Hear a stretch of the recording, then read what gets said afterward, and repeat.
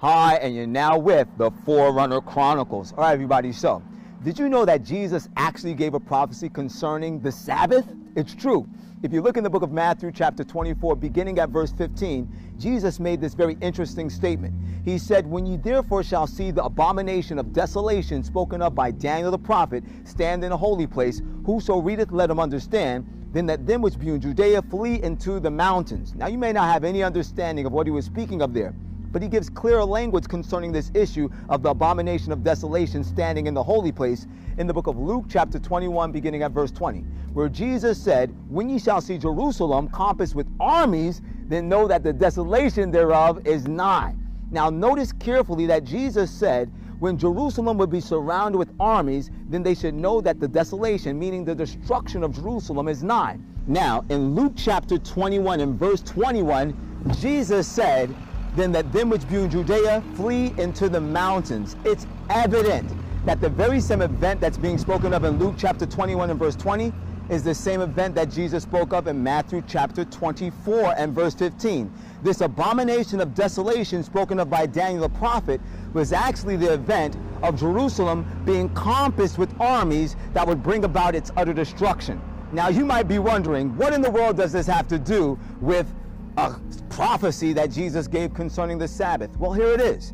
In the book of Matthew chapter 24 and verse 20, when Jesus is warning the people about the event of the destruction of Jerusalem, he says, "But pray ye that your flight be not in the winter, neither on the Sabbath day." In other words, he was counseling the inhabitants of Jerusalem that when the event of its destruction would take place, they should pray that they're not trying to flee that destruction in the winter, neither on the Sabbath day.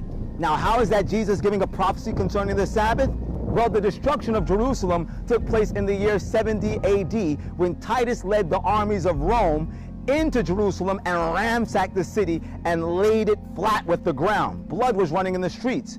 But Jesus Christ died on the cross in the year 31 AD, the year and event which most people point to as the time when Jesus destroyed the law. You ever heard that one before, that the law was nailed to the cross? Well, if that's true, then why would Jesus counsel his followers that they should pray that they didn't flee on the Sabbath day 39 years after the cross? Evidently, Jesus, the creator of the Sabbath, was letting us know that his holy Sabbath day, which is the fourth commandment of the 10 commandments, would still be in effect even 39 years after the cross. So here's my question to you.